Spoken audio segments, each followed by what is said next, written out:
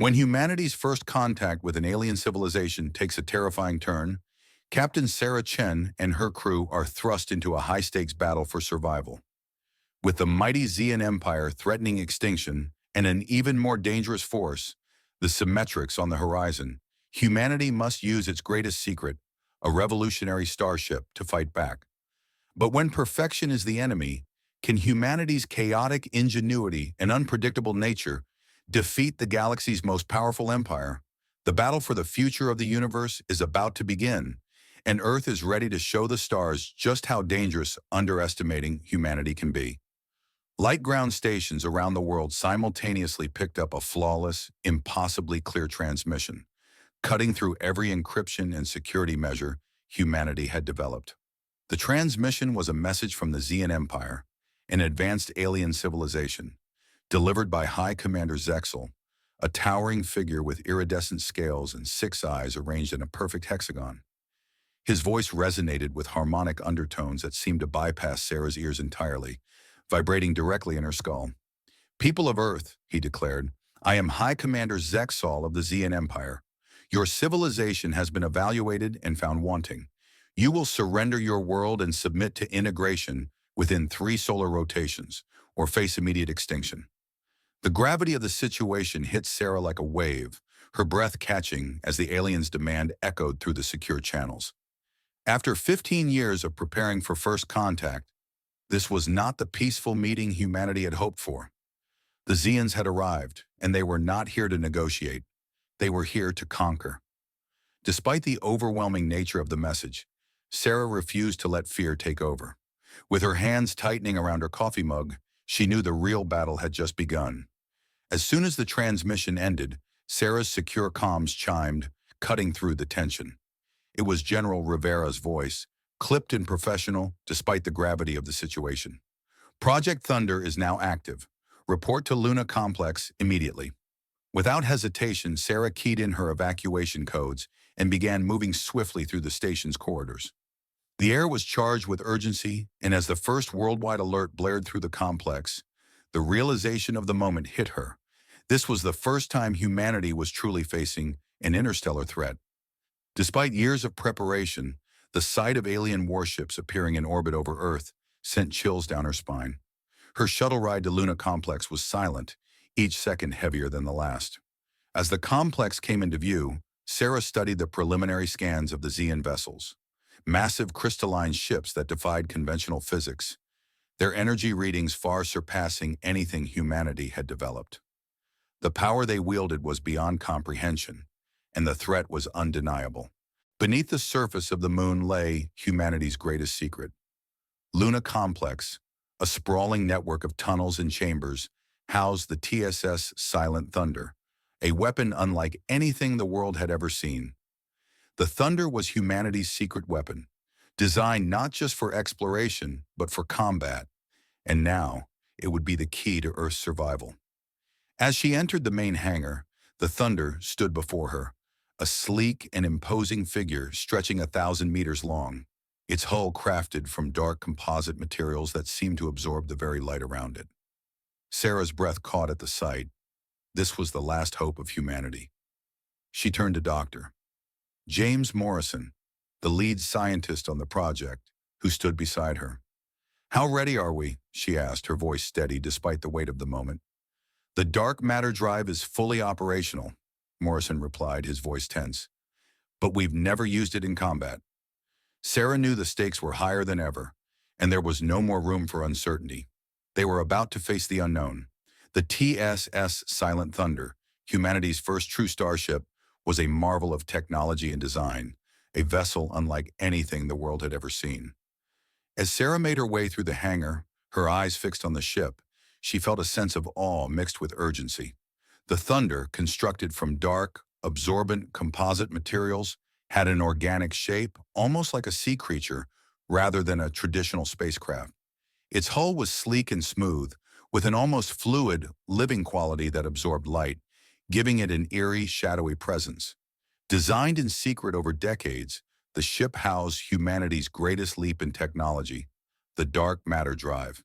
This revolutionary power source allowed the Thunder to manipulate space-time itself, making it invisible to conventional detection and granting it unmatched maneuverability. As Sarah walked alongside Dr. James Morrison, the project's lead scientist, the scale of what they had built became even more apparent. "The dark matter drive is stable," Morrison said, his voice filled with a mix of pride and apprehension. "But we've never deployed it in combat. The simulations look promising, but this will be a different kind of test." Sarah could feel the weight of the moment pressing on her, knowing that they were about to test everything they had worked for. The crew, handpicked from the best space programs on Earth, were already preparing for launch, moving with practiced efficiency. Lieutenant Maya Patil, in charge of navigation, Chief Engineer Aisha Williams, and Dr. Victor Petrov, handling the weapon systems, all worked with a quiet intensity, understanding the significance of what they were about to face. As Sarah took her command seat on the bridge, the hum of the Thunder's power systems vibrating through the ship beneath her, she was struck by the enormity of the task ahead. This was humanity's last stand, and the ship, the technology, and the people aboard were ready to show the Zeon Empire that Earth was not the easy target they believed it to be. As the silent thunder rose from its lunar cradle, the ship moved silently through the void, its revolutionary dark matter drive leaving no visible exhaust or energy signature. Sarah watched with steady determination as the massive Zeon fleet, dozens of crystalline warships, formed a blockade around Earth, their intimidating presence filling the view screen. These ships were impressive, their geometry flawless, designed to project power and control. But they were also blind to what was lurking behind them. The Thunder's stealth systems held, keeping them undetected as they moved into position. Sarah issued the command to target the nearest Zeon vessel, and the crew prepared for their first strike. Instead of the expected energy beams from a primitive civilization, the Thunder unleashed a quantum torpedo, a weapon that briefly tore open the fabric of space itself. The torpedo struck the Zeon ship's engine section, and the result was instantaneous.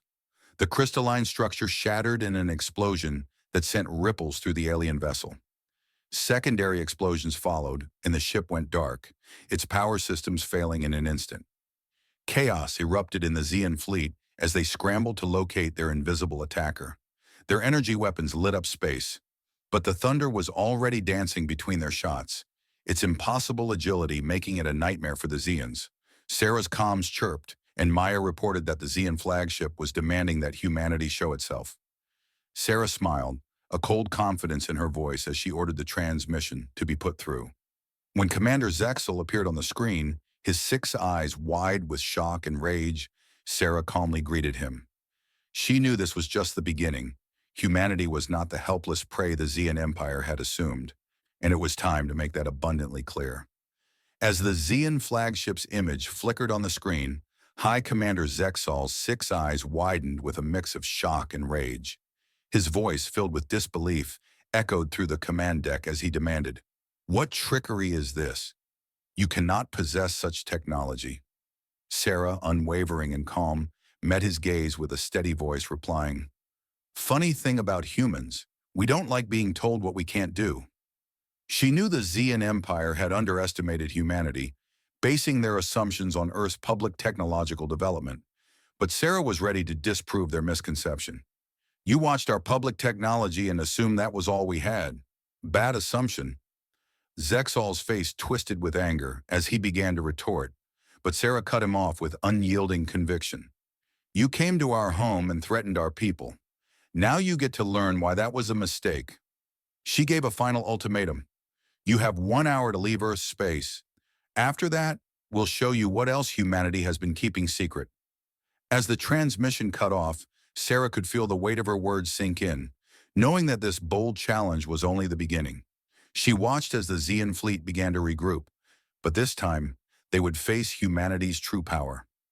The Thunder's dark matter drive hummed back to life, and the ship vanished completely from normal space, reappearing behind another Zeon vessel.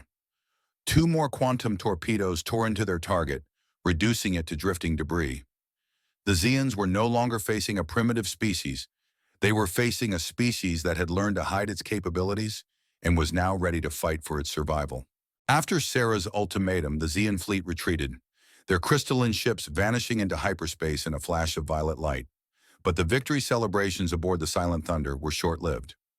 Maya's voice rang out from the navigation console. Multiple quantum wake signatures detected, Captain. They're regrouping at coordinates just beyond Saturn's orbit. Current count, 37 capital ships. Sarah's eyes narrowed as she studied the tactical display. The Xian forces were adapting rapidly. They had clearly learned from the Thunder's first attack and were now adjusting their formations to make it more difficult for the Thunder to pick them off one by one. As more Xian reinforcements arrived, their ships began to spread out, forming a defensive net that would prevent easy hits. Aisha, how are our stealth systems holding up? Sarah asked, her voice steady despite the growing tension. Chief Engineer Aisha Williams responded, "Still holding, Captain, but they're changing their scan patterns. They're using some kind of quantum resonance detection now. They can't see us yet, but they're getting creative." The realization hit Sarah that the technological advantage the Thunder had once held was beginning to fade. The Xian Empire's advanced resources and experience were beginning to close the gap. Their fleet was learning, adapting faster than expected.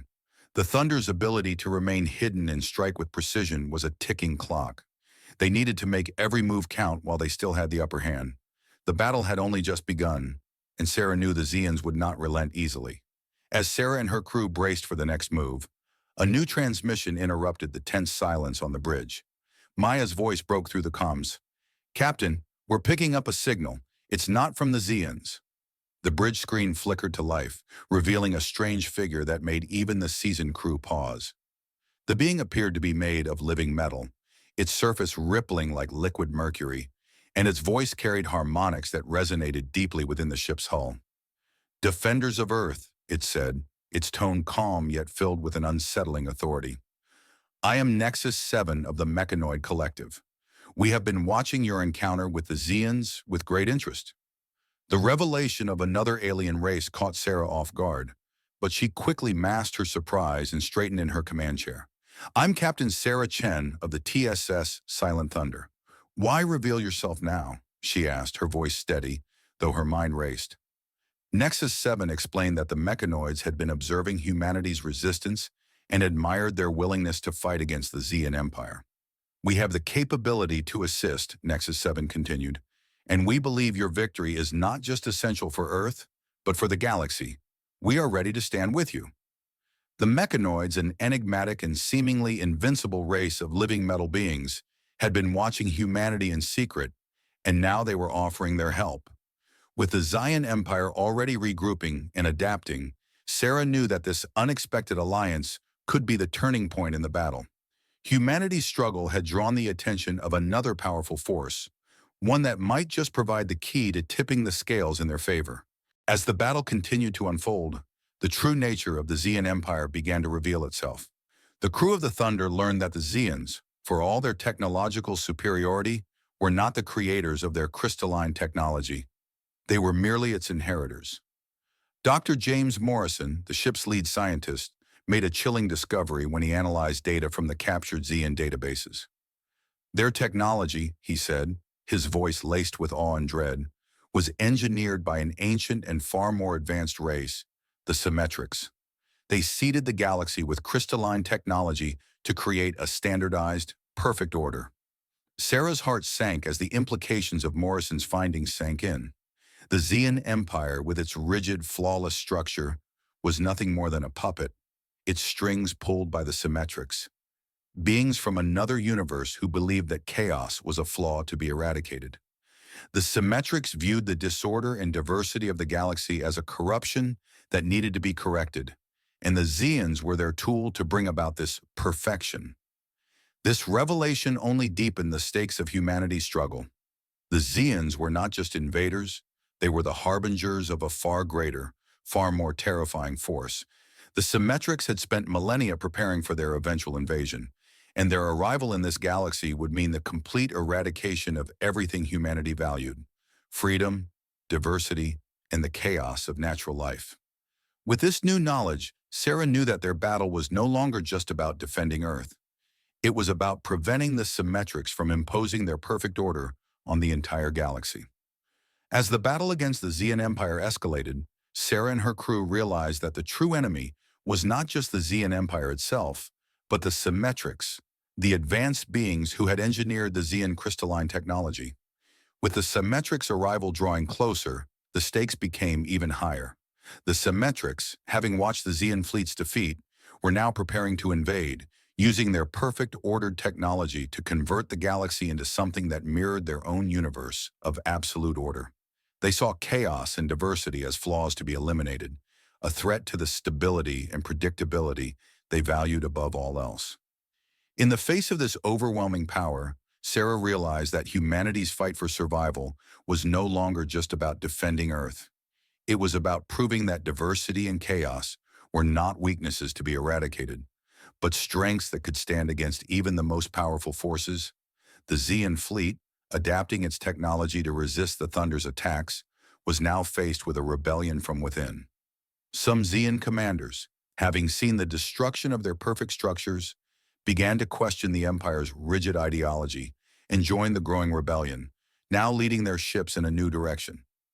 The Zeon Empire was fracturing, and Sarah understood that the war was no longer about defeating a single enemy, but about uniting the oppressed species of the galaxy against an even greater force. The fight was now about survival, not just of humanity, but of the very nature of existence itself. The battle for freedom had expanded beyond Earth, and Sarah and her crew knew they had to lead the charge against the Symmetrics, showing them that perfection was not the only path to strength. As the final confrontation loomed, Sarah and her crew understood that the outcome of this battle would determine the fate of the entire galaxy. The Zeon Empire, despite their losses, had regrouped and adapted, their fleet now in a defensive formation around their homeworld, Chelos, a planet entirely encased in crystal, an embodiment of their pursuit of perfection. But the true danger came from the Symmetrics, who had been watching everything unfold from the edges of the galaxy. Their arrival was imminent, and they intended to use Chelos as a beacon to signal their entire civilization, a civilization bent on converting the galaxy into an ordered, crystalline utopia.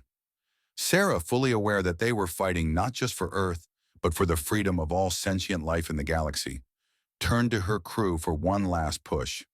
"We need to make the resonance wave something more than a weapon," she said, looking toward Aisha. "Can we modify it to target not just the Zeon fleet, but the Symmetrics dimensional technology?" Aisha's grin was fierce as she confirmed, "With the help of the Zeons who have defected, we can make it resonate across multiple realities. We can hit them where it hurts." Sarah's heart raced as the plan took shape. The final battle at Christos, the Zeon homeworld, would be their last chance to stop the Symmetrics from taking over the galaxy. With the Mechanoid Collective and the rebel Zeons now by their side, humanity had gathered an army of diverse species, each contributing their own unique technologies and tactics. As the Thunder's dark matter drive hummed to life, Sarah gave the command to set course for Christos, knowing that this would be the fight of their lives. The mission was clear: disrupt the Symmetrics' perfect order with humanity's chaotic, unpredictable diversity, and show them that chaos, in all its beautiful imperfection, could defeat even the most perfect order. This was not just a battle for survival. It was a battle for the right to exist as imperfect, evolving beings, to embrace the unpredictable nature of life. As the battle raged above Christos, the final confrontation between the Liberty Collective and the Symmetric forces unfolded in a dazzling, chaotic display. The Thunder, its dark matter drive near its breaking point, led the charge toward the tear in reality that the Symmetrics had created, a rift between their perfect, orderly universe and the one they sought to conquer. Sarah, knowing this was the only chance to strike a decisive blow, ordered the final phase of the plan to commence.